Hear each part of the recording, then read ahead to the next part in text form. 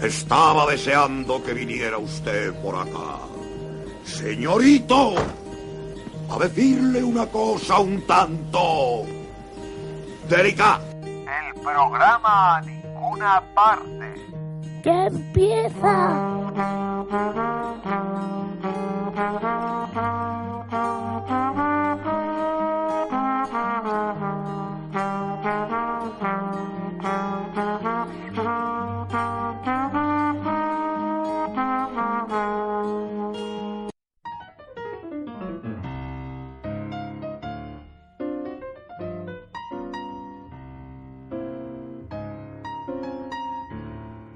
Bienvenidos al tercer programa. Hay un par de preguntas que compartir con vosotros que nos corroen. La primera, si había alguien ahí. Y sí, poca gente, pero hay alguien ahí. Y la segunda, ¿qué tipo de gente escucha esto? ¿Qué clase de personalidad tendrá? Son preguntas raras, pero el programa tampoco es normalito. Una de ellas hemos podido resolverla y es que hemos hecho un poco de alquimia. Bueno, mezclamos astrología, astronomía, un poquito de sociología, un poquito de Google y varias cosas más y hemos conseguido un perfil tuyo, del que está al otro lado. Permítenos el juego. Respira un poco. Respira hondo. Suspira si quieres, me da igual, pero que sea una de esas veces que cuando respiras de verdad te desatasca la mente, de verdad consigue oxígeno fresco en todos los sentidos. Y ahora que se supone que deberías de estar un poco mejor, atención. Voy a leer este perfil que tenemos por aquí y quiero que me digas luego o que pienses qué te parece. Tienes la necesidad de que otras personas te aprecien y te admiren y sin embargo eres una persona crítica consigo misma.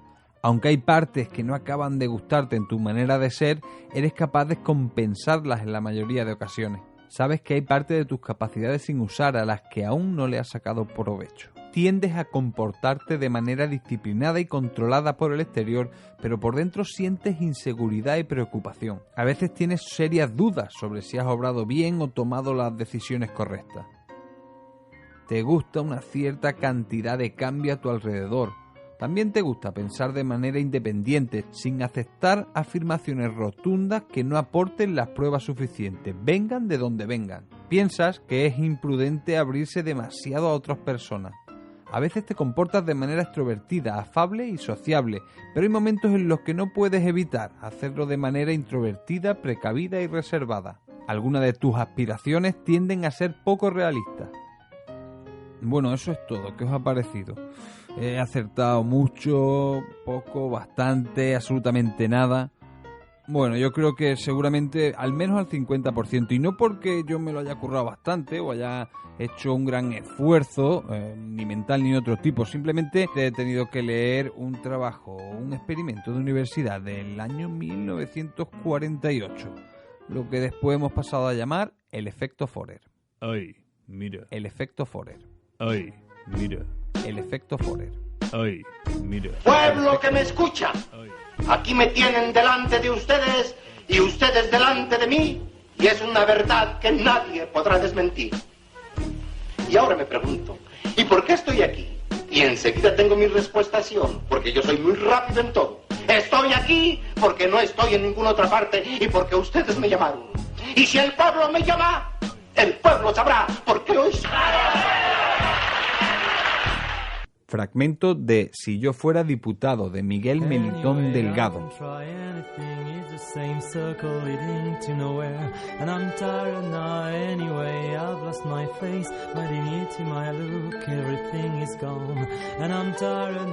Sirve como una buena caricatura del efecto Forer.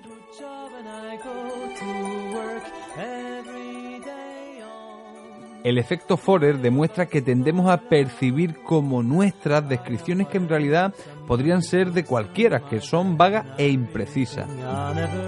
Para demostrarlo, el profesor Bertrand Forer se fue a la sección de horóscopos de varios periódicos y a base de copiar diversos fragmentos creó un perfil de personalidad muy parecido al que hemos escuchado en el principio del programa. Le dio el documento por escrito a sus alumnos y les pidió que puntuaran el nivel de acierto de este perfil de personalidad del 0 al 5. La media de valoraciones resultó 4,2. Desde aquel 1949, el experimento se ha replicado muchas veces y se sabe que funciona aún mejor si creemos que la descripción es solo para nosotros, si damos credibilidad a la persona que nos lo facilita o si el análisis de personalidad tiene más atributos positivos que negativos. Sometimes I search an event or something to remind me that I've really got nothing in mind. Además funciona en todo tipo de humanos, sean de donde sean y tengan las creencias religiosas y nivel cultural que tengan. Aun sabiendo el truco, aun percibiendo la trampa para nuestras neuronas, casi siempre funciona. Así que aunque el profesor Forer pretendía demostrar este defecto de percepción para que no se tuviera demasiado en cuenta la opinión de los pacientes cuando recibían determinadas valoraciones de sus médicos, el efecto Forer ha servido como un gran argumento frente al mentalismo, prácticamente todas las variantes de la adivinación y sobre todo la astrología. Pero no son las únicas ramas de la sociedad, por así decirlo, que se benefician de nuestro déficit.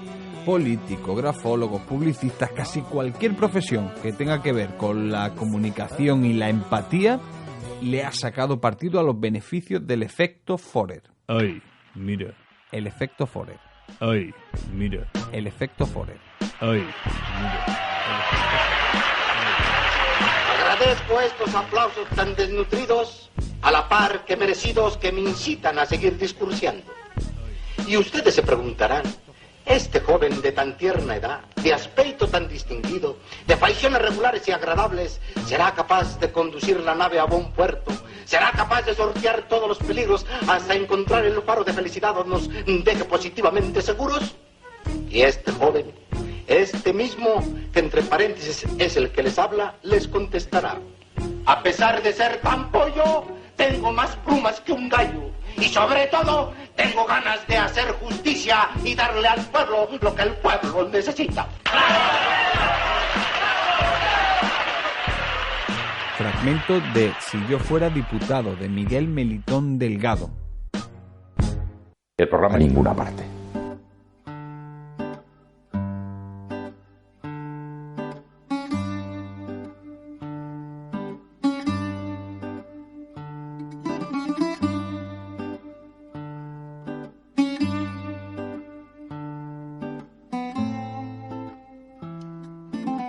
Vaya con nuestro cerebro, así que este es el modo en el que funcionamos. Podemos sentirnos especiales, únicos e invencibles con un simple placebo. Podemos saber que no es verdad y aún así querer creer, como en el póster aquel que tenían los agentes Mulder y Scully en Expediente X. Podemos oler la tostada demasiado quemada, podemos incluso verla y aún así comerla con gusto. Resulta que en el cenit de la civilización, en este siglo después de la filosofía, ya ni siquiera nos importan en base a qué se conforman los nuevos oráculos modernos. ¿Qué más da? Todo es fácilmente entendible para todos. En la época de la ciencia, el milagro, inexplicable y mágico, a menudo es el único reclamo que tienen este tipo de evidencia. Lo cierto es que casi todas, por no decir todas, las civilizaciones le han preguntado cosas a lo abstracto, ¿no? A diferentes elementos. Podemos decir que todas han temido y amado lo abstracto a la vez, lo invisible, lo que no acababan de comprender, lo que construían a base del saber que iban recopilando. Está claro que de los pueblos antiguos, el que mejor datado tiene todo esto, uno de los que mejor datados lo tienen, son los griegos. Curioso, en la entrada del oráculo más famoso del Mediterráneo, en Delfos, la frase que dominaba recorre todos los siglos de la filosofía hasta nuestra época. Conócete a ti mismo. Aunque era la frase que dominaba en la entrada del oráculo de Delfos, no era la única que se podían ver en sus paredes. Obedece a Dios, obedece a las leyes, respeta a los dioses, respeta a tus padres, aprende a ser bien hablado, aléjate del mal, escúchalo todo, nada demasiado, aborrece la arrogancia, ama la amistad, persevera en tu educación, busca la sabiduría. En fin, había como 150 frases puestas, o algunas más, puestas por todas las paredes del oráculo. Podemos encontrar esta frase no solo en el oráculo de Delfos, también en muchas religiones, en filosofía. Seguro que Pablo Coelho también ha pillado alguno. Se dice que estas frases, estos aforismos que estaban estratégicamente situados en el oráculo de Delfos, fueron pronunciados por los 7 sabios de Grecia. El más joven de ellos vivió en torno al siglo VI a.C. Pero también el aforismo se le ha atribuido a Heráclito o a Sócrates, Pitágoras. En fin, lo último que queremos es atribuirle una frase a un tipo que nació hace 2500, 2700 años. Es prácticamente imposible. Son más bien conceptos que las escuelas de pensamiento fueron desarrollando y aceptando. No vamos a encontrar el autor de la frase, pero sí que podríamos indagar un poco en cómo nos enteramos nosotros, cómo llegó hasta nuestros días todo lo que pasaba en el oráculo de Delfos. Tiene guasa que el que lo escribió, describió y recuperó fue un hombre que nació al otro lado del mar Egeo, lo que hoy es Turquía, y que vivió en pleno esplendor del Imperio Romano en el siglo II después de Cristo. Hablamos de Pausanias. El trabajo de Pausanias es la guía que llevan los exploradores o los arqueólogos, los primeros arqueólogos vamos a llamarlos si queréis, o exploradores, como vosotros veáis, británicos y alemanes que viajaron a Grecia allá por el siglo XVIII, mediados del siglo XVIII, principio incluso. Llevaban la obra de Pausanias, era su guía, y la llevaban porque Pausanias había hecho lo mismo que ellos, es decir, redescubrir la civilización helena por muchos siglos antes. El trabajo de historiador y geógrafo de Pausanias, sus viajes por todo el Hélade, sirvieron para describir perfectamente la historia de varios siglos atrás. Además, describió monumentos, sitios, lugares de interés y por qué lo eran. Encontró la tumba de Platón, también estudió el Mar Muerto.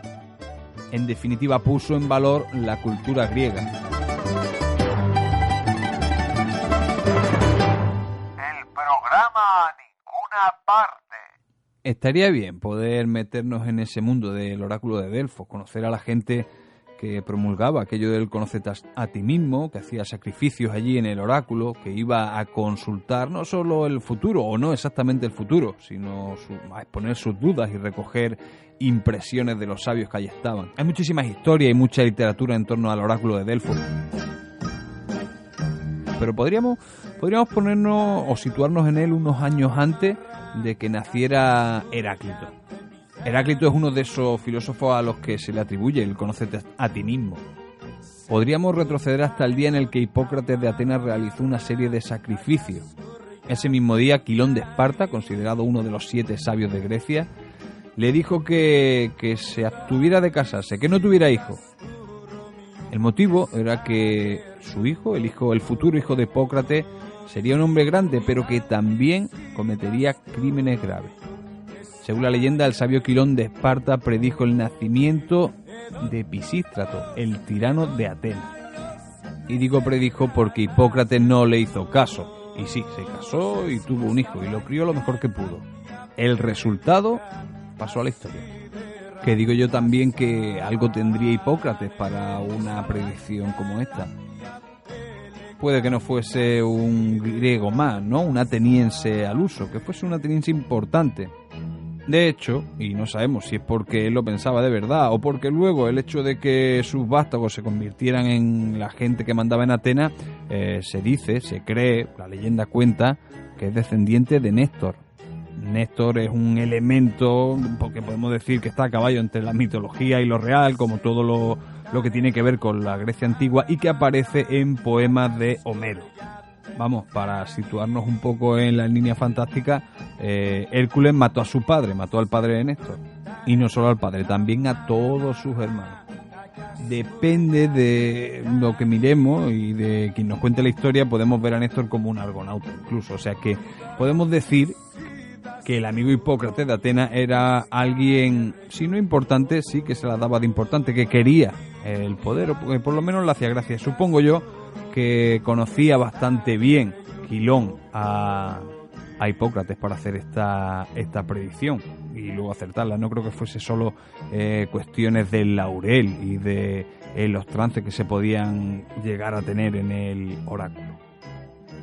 Que por cierto, en torno a esto hay mucha polémica en la que no vamos a entrar.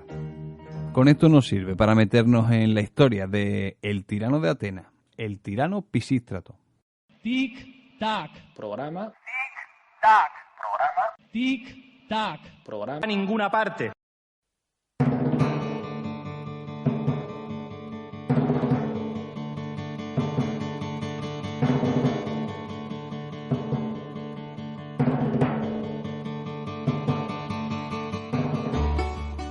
Nació pues 6 siglos antes que Jesucristo y vivió antes de la primera guerra entre los griegos y los persas, esa en la que se dio la batalla de Maratón. Vivió también antes de Pericles y mucho antes de Alejandro Magno. En el tiempo de Pisístrato, las ciudades y las regiones griegas batallaban entre sí. El gran enemigo persa aún estaba fraguándose. Él había nacido en una buena familia. Su madre era prima nada más y nada menos que de la madre de Solón. ¿Quién era Solón? Pues uno de los hombres más influyentes de Atenas por aquella época. Tenía 20 años más que Pisístrato y después de su muerte se le consideró como uno de los 7 sabios de Grecia. Pero en el momento en el que nace Pisístrato, Solón era un hombre muy influyente y de esa influencia se sirvió también Pisístrato a lo largo de su vida para estar muy bien relacionado. Su padre ya lo estaba, recordemos el episodio en el oráculo de Delfos. Ya sabemos lo que predijo el oráculo sobre Pisístrato. Al margen de las supersticiones, sabemos que cuando Pisístrato tenía 37 años, participó en la conquista de la isla de Salamina. No fue un conflicto más. La guerra entre los atenienses y el reino de Megara duró un lustro y acabó con la victoria del bando ateniense. Varias ciudades, una isla y más de un puerto importante fueron recaudados para la causa ateniense. Pisístrato acabó siendo nada menos que uno de los principales generales. Esa guerra contra Megara fue complicada para Atenas. En esos 5 años se le exigió mucho una economía y a una sociedad que ya estaban bastante desgastadas por sus propios problemas. Hacía casi medio siglo que Dracón había redactado sus polémicas leyes. Sí, las medidas draconianas vienen de ahí. Esto era una lista de medidas legislativas, por así llamarlas, que pretendían reforzar el poder de la aristocracia terrateniente. Pues medio siglo después, que es cuando estamos situados, esto ya rara vez se cumplía. De hecho, Solón legislaba e intentaba cambiar poco a poco los aspectos de la sociedad ateniense que generaban una gran conflictividad social.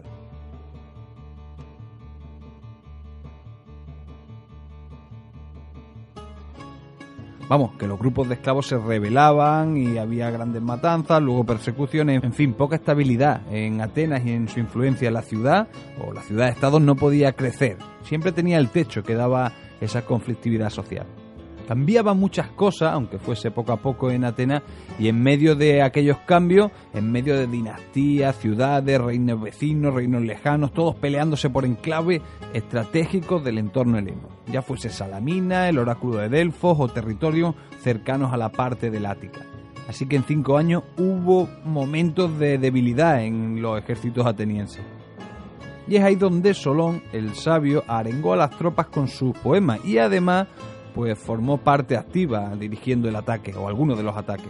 No era la primera vez que se encargaba de subir la moral a las tropas, pero sí la que fue más determinante, la que todos reconocieron el empeño de Solón como algo muy importante para que la guerra cayese del bando ateniense. La guerra de Megara es ese conflicto del que estamos hablando, una guerra en la que el hombre que dirigía gran parte de los ejércitos era Pisístrato. Todavía le quedaba para ser el tirano de Atenas.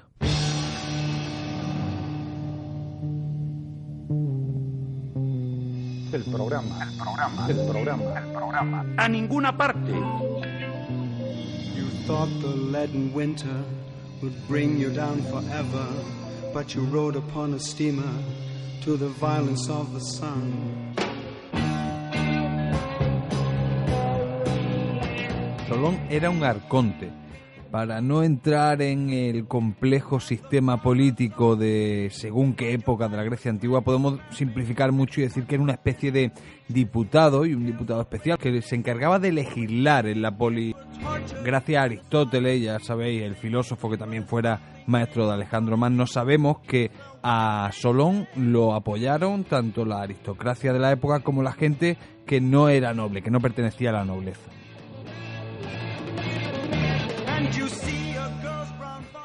Durante años creó un sistema en el que, según la producción de cada cual, se aportaba una serie de impuestos, ejércitos y deberes, pero también se podía tener acceso a la elección de todos los arcontes, entre otros cargos del gobierno ateniense. Más allá de las divisiones sociales y de los órganos legislativos y judiciales que creó y desarrolló, lo hizo a partir de ideas que todos aceptaron y así legisló para que las deudas no acarrearan, por ejemplo, la esclavitud. Ningún ateniense podría ser comprado o vendido. Algo tan simple era una revolución, una especie de revolución para la época. Estamos hablando de 6 siglos antes de Cristo. Y es que las deudas podían hacer que el ateniense ciudadano libre acabase siendo esclavo pues del hombre al que le debía dinero. Pero no solo él, también su familia. Esto era un desastre y habían comprobado que con el paso del tiempo se creaban bolsas de pobreza que acababan en revueltas. Además alentaba la tiranía y la gente que no era virtuosa precisamente de la moral se aprovechaba de las condiciones de vida del resto para hacer el clima insostenible. Esta fue una de las cosas que Solón legisló. De hecho, lo hizo prohibiéndolo y tardó tiempo en que se llevara a cabo. Más cosas, por ejemplo, los extranjeros que hiciesen en Atenas negocios podían pedir la ciudadanía después de una serie de años en la ciudad. Reformó grandes cosas en la vida diaria de los atenienses, pero también pequeñas, como por ejemplo prohibió que se hiciesen ofrendas de animales a los dioses. También limitó la opulencia en los funerales y en las grandes fiestas. Y es que si en Atenas había gente que no saciaba del todo su hambre, los dioses tampoco comerían. Cambió las unidades de medida, cambió también el sistema monetario para hacerlo más eficaz.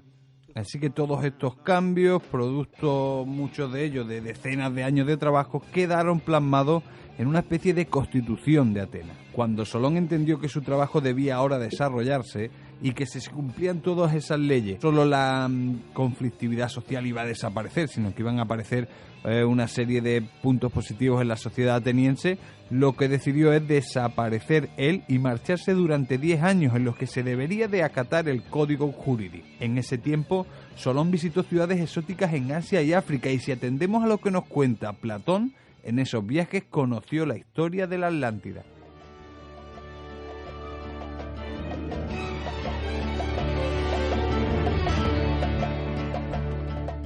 Critias es un discípulo de Sócrates que está en plena conversación con sus compañeros y con su propio maestro y toma la palabra para contar la guerra entre Atenas y la Atlántida.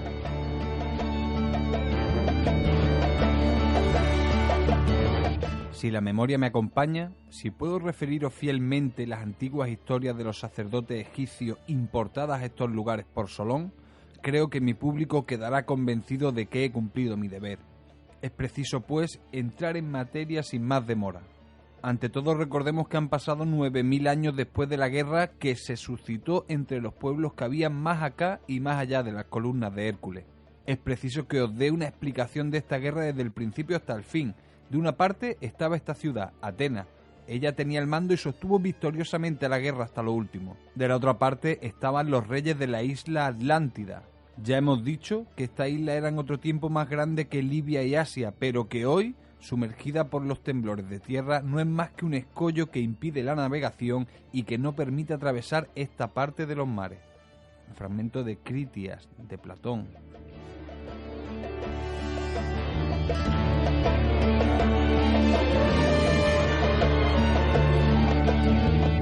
Y es que la parte de la Atlántica que nos llega hasta nuestros días, el hilo del que tira, podemos decirlo de esta manera, nuestra civilización principalmente para humear en la Atlántida, viene del Critias de Platón. Pero la Atlántida merece un viaje más largo. Supongo que ya llegaremos por otros programas. El viaje que habíamos dejado terminando era el de Solón. Recordemos, había abandonado a Atenas por 10 años, en torno a 10 años, dejando su código legal para que lo pusieran en práctica. Y cuando llega, ¿qué se encuentra? A alguien que conocía muy bien en el poder. A Pisístrato. Pero cuidado, no era la primera vez que Pisístrato estaba al mando de la polis.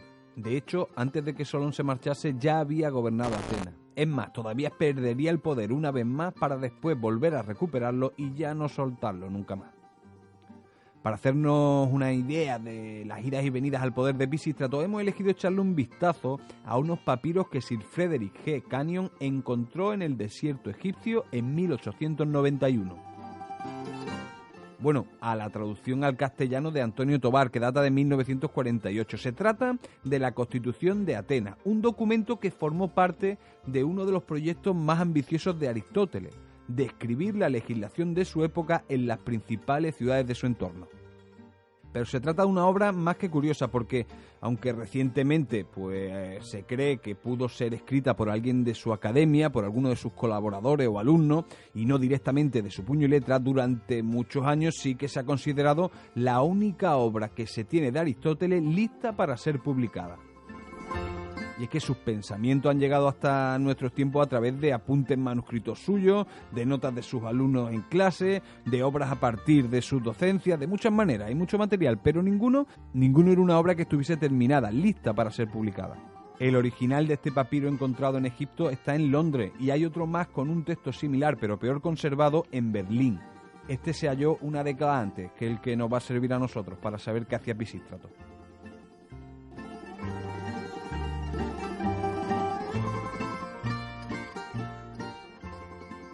El papiro original no está completo, se ha datado en el siglo I de nuestra era y en él se describen hasta 4 maneras distintas de escribir, es decir, que puede estar escrito por 4 personas diferentes. Tiene, además de propina, en su dorso lo que parecen las anotaciones de un agricultor en tiempos del emperador Vespasiano. Para hacernos una idea, el emperador Vespasiano gobernó Roma un año después de la muerte de Nerón, en el año 69. Recordemos que Aristóteles vivió un par de siglos después que Pisístrato y cuenta en este libro con pelos y señales cómo era la vida política en tiempos de Solón y del propio Pisístrato. También cuenta que la primera vez que Pisístrato llegó al poder había 3 corrientes que optaban por hacerse con Atenas. Antes las hemos mencionado de pasada. Por un lado estaban los Pediacoi, el partido de la llanura, que promovía que fuese una oligarquía la que gobernase la ciudad. Licurgo era el que estaba a la cabeza de este partido de la llanura. Después estaba el partido de la costa, o Paralias, que veían bien las reformas de Solón y querían, por decirlo así, una constitución moderada. Y después estaba el partido de Pisístrato. A él le seguían los que habían perdido la ciudadanía, los que no tenían tierra, o los que no podían acreditar que descendían de un linaje que pudiera ser ciudadano ateniense. Eran los diacroi. Así pues tenemos al partido de la llanura, al de la costa y al de las alturas. Tomaron, por cierto, los nombres de los lugares en los que solían cultivar cada uno de estos grupos. Pero bueno, ahora ya vamos al papiro, a ver qué nos dice de esta primera llegada al poder.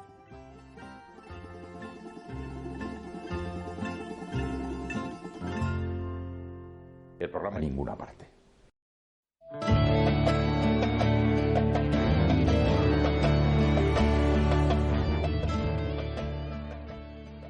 Tenido Pisístrato como el más popular y habiéndose distinguido mucho en la guerra contra Mégara, se hizo él mismo herida y convenció al pueblo de que, como esto le había pasado por obra de sus enemigos de facción, se le concediese una guardia para su persona. Y habiendo tomado a los que se llamaron maceros, se levantó con ellos contra el pueblo y se apoderó de la Acrópoli en el año 32 después de la promulgación de las leyes, y siendo arconte Comeas, el año 561 a.C. Se cuenta que cuando Pisístrato pidió la guardia, se opuso Solón diciendo que él era más sabio que los unos y más valiente que los otros, más sabios que los que no veían que Pisístrato codiciaba la tiranía y más valiente que quienes lo veían y callaban. Y como con este discurso no convenció, colgó sus armas ante su puerta y dijo que él había socorrido a su patria en cuanto había podido, pues ya era muy viejo, y que pensaba que todos los demás debían hacer lo mismo. Mas Solón nada alcanzó entonces con sus exhortaciones, sino que Pisístrato tomó el poder y administraba los asuntos comunes más bien como ciudadano que como tirano. Y cuando aún no había arraigado su poder, se pusieron de acuerdo los partidarios de Megacle y los de Licurgo, y le derribaron al 6º año después de su primera toma del poder, siendo arconte Egesías. Fragmento de la Constitución de Atenas, de Aristóteles.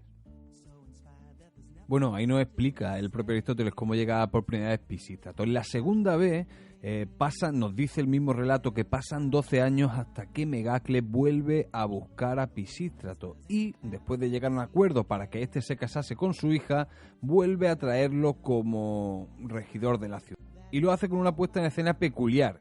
Pisístrato va en un carro y delante de él va una mujer vestida como los atributos de Atenea. El pueblo lo recibió esta simple puesta en escena con bastante alegría y todos están contentos. Había vuelto Pisístrato, volvía a ser el que mandaba en Atenas. Y justo en esta segunda llegada al poder es cuando Solón regresa de sus viajes y también cuando fallece justo al poco. Por eso se perdería cómo cayó y cómo recuperó el trono el propio Pisístrato. Pero bueno, vamos al libro. Vamos a meternos en esa traducción de Antonio Tobar, como os digo, fechada en el 1948, y vamos a leernos el pequeño fragmento en el que nos lo explica todo, nos aclara qué pasa con el tirano, cómo gobernaba, cómo perdió el poder por segunda vez y cómo regresó a él. Pisístrato en un carro, la mujer caminando al lado y los de la ciudad haciendo reverencia le recibieron con admiración. Tal fue el primer regreso. Después cayó por segunda vez hacia el año 7 después de su vuelta. No resistió mucho tiempo por no querer unirse con la hija de Megacles, por eso hubo de temer a ambas facciones y tuvo que salir. Primero fundó junto al Golfo Termaico un lugar que se llamaba Raiquelos y desde allí marchó a los alrededores del Pangeo, de donde después de hacerse rico y de tomar soldados a sueldo, vino a Eretria y al año 11 comenzó a querer recuperar el poder por la violencia, con la colaboración de muchos, especialmente los tebanos y Ligdamis de Naxos, aparte de los caballeros que tenían el poder en Eretria. Después de vencer en la batalla de Palénide, tomó la ciudad, quitó las armas al pueblo y ya retuvo con seguridad el poder tiránico. Administraba Pisístrato, como queda dicho, moderadamente las cosas de la ciudad y más como ciudadano que como tirano, pues además de ser caritativo y suave e indulgente con los que habían faltado, a los pobres les prestaba dinero para sus trabajos, de manera que se pudieran sostener como labradores. Hacía esto por dos motivos: para que no vivieran en la ciudad sino repartidos por el campo, y para que disfrutando moderadamente y ocupando con sus cosas no codiciaran ni tuvieran tiempo de ocuparse de las comunes. También le resultó que las rentas le aumentaban con el cultivo de la tierra, pues cobraba de lo que se recogía el diezmo. Por esto estableció los jueces por demos, y él mismo salía muchas veces al campo para vigilar y para conciliar a los que estaban en discordia, con el fin de que no por bajar a la ciudad descuidasen sus trabajos. Cuando Pisístrato hizo una de estas salidas, dicen que le sucedió algo con el que labraba el Himeto, un sitio después llamado Lugar Inmune.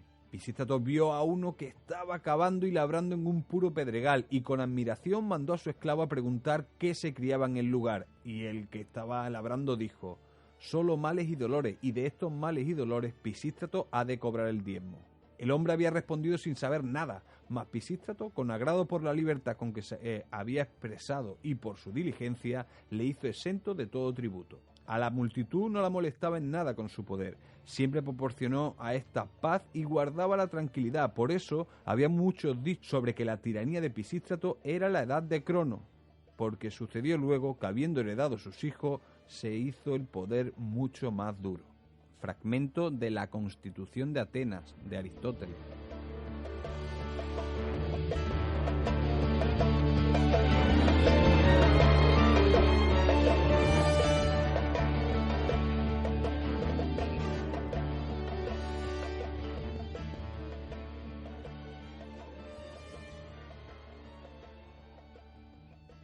El programa a ninguna parte.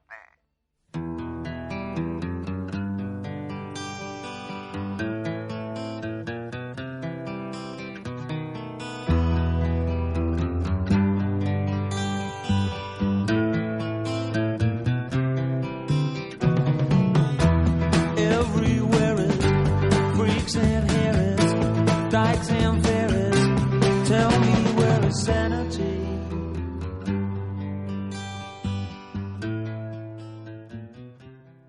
Bueno, esa es a grandes rasgos la historia de Pisístrato. Queríamos una profecía de un oráculo famoso, queríamos una del oráculo de Delfos y encontramos la que hizo Quilón de Esparta, la que le dijo al padre de Pisístrato, a Hipócrates, que su hijo iba a cometer muchos crímenes. Realmente, su hijo lo que sí que confirmó a lo largo de su vida es que quería el poder ante todas las cosas y fue moviéndose con más o menos astucia y aprovechando los acontecimientos que pasaban a su alrededor para conseguirlo.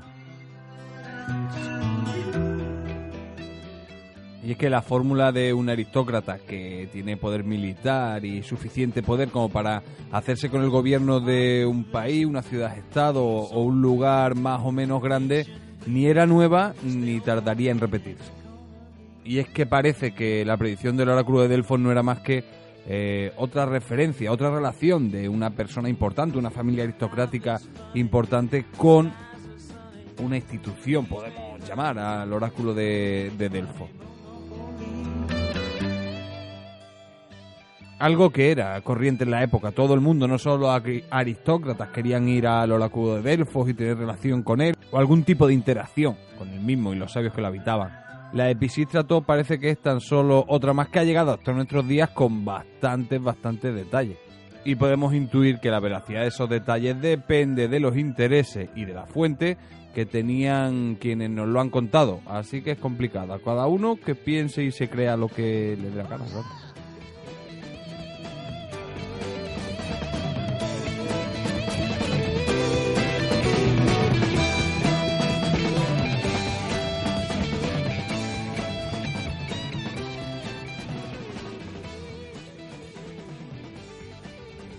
Sus hijos perdieron ese poder y después de otra época de revueltas y algo turbia llegaron los Almeónidas al poder. Precisamente los Almeónidas es la familia de Megacles.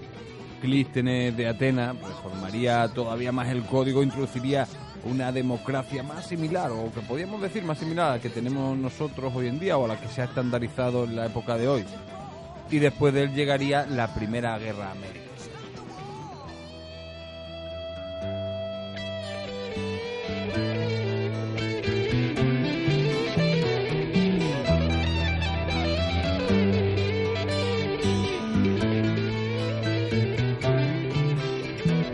Pero hubo un contemporáneo de Pisístrato que relató una fábula sobre él, o sobre el comportamiento de los atenienses, mejor dicho, en su mandato, que ha llegado hasta nuestros tiempos. Se trata de Esopo, y la fábula es: las ranas pidieron un rey.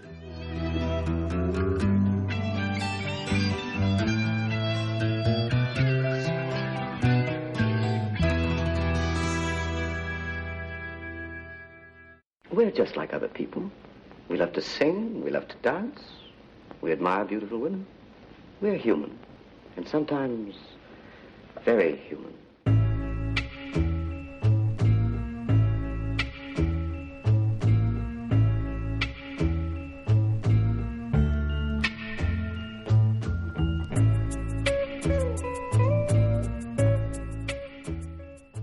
De esta fábula se hizo eco, siglos después de Esopo, el escritor de fábula, el romano Gayo Julio Fedro, que vivió en el siglo I de nuestra era. Nació en el 15 a.C. y murió en el 50 después de Cristo. Pero vamos, que la fábula es muy famosa.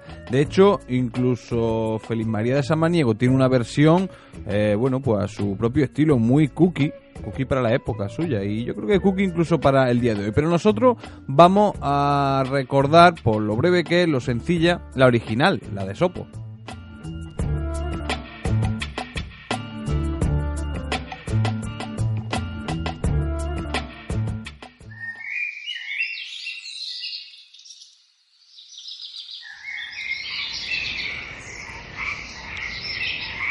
Cansadas las ranas del propio desorden y anarquía en que vivían, mandaron una delegación a Zeus para que les enviara un rey. Zeus, atendiendo su petición, les envió un grueso leño a su charca. Espantadas las ranas por el ruido que hizo el leño al caer, se escondieron donde mejor pudieron. Por fin, viendo que el leño no se movía más, fueron saliendo a la superficie y, dada la quietud que predominaba, empezaron a sentir tan grande desprecio por el nuevo rey que brincaban sobre él y se le sentaban encima, burlándose sin descanso. Y así, sintiéndose humilladas por tener de monarca a un simple madero, volvieron donde Zeus, pidiéndoles que les cambiara al rey, pues este era demasiado tranquilo. Indignado, Zeus les mandó una activa serpiente de agua que una a una las atrapó y las devoró a todas sin compasión. Fábula Las ranas pidiendo rey, de Esopo. El programa. A ninguna parte.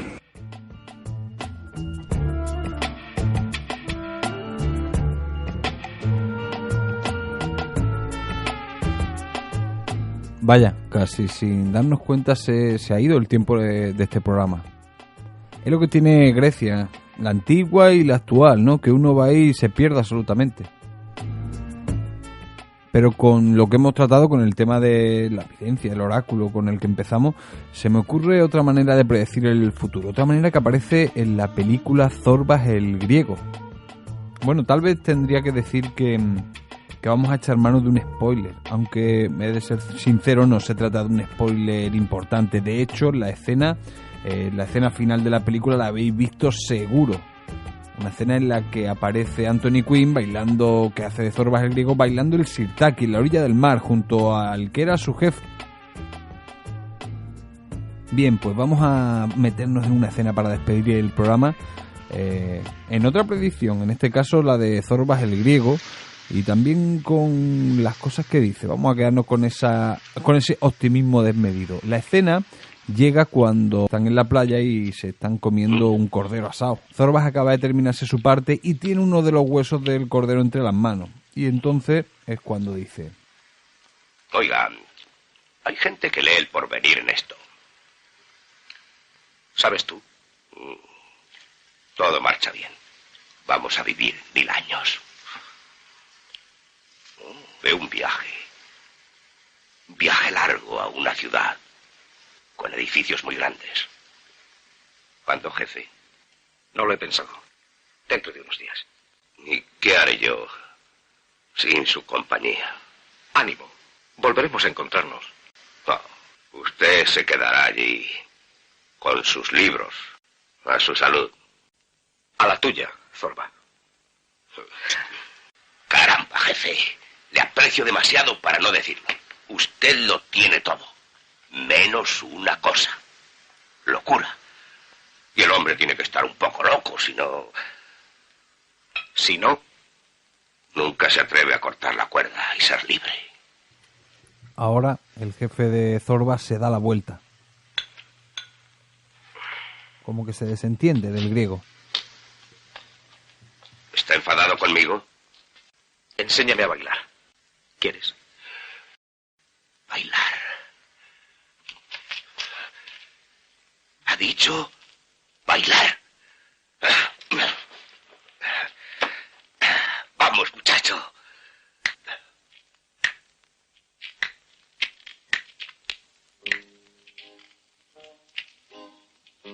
Juntos. Y ahora ambos comienzan a bailar el sirtaki. Ese baile tradicional griego. La escena es muy conocida, como os digo, están en la playa. Adelante.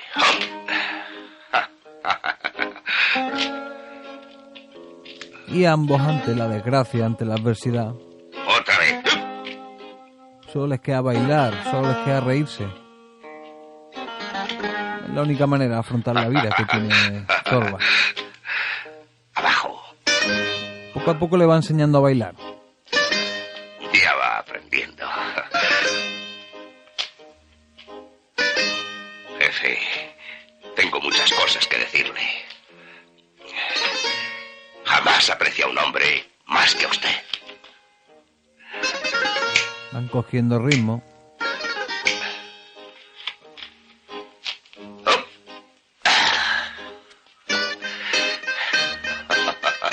Jefe, ¿vio usted alguna vez un desastre más esplendoroso? Y consigue que su jefe se ría a pesar de todo. La película es muy recomendable y la manera de ver la vida de Zorba, pues tal vez también lo sea. ¡Reírse! ¡Se ríe usted! ¿Viste cómo corrían todos? Sí, sobre todo los frailes. La segunda vez. No, la tercera fue la mejor. Ya no quedó nada.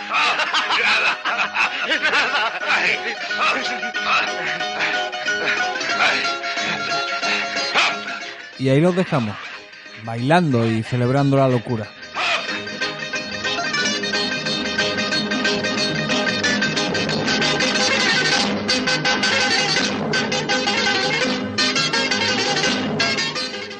Se acaba el tercer programa, Ninguna Parte. Mucho amor. El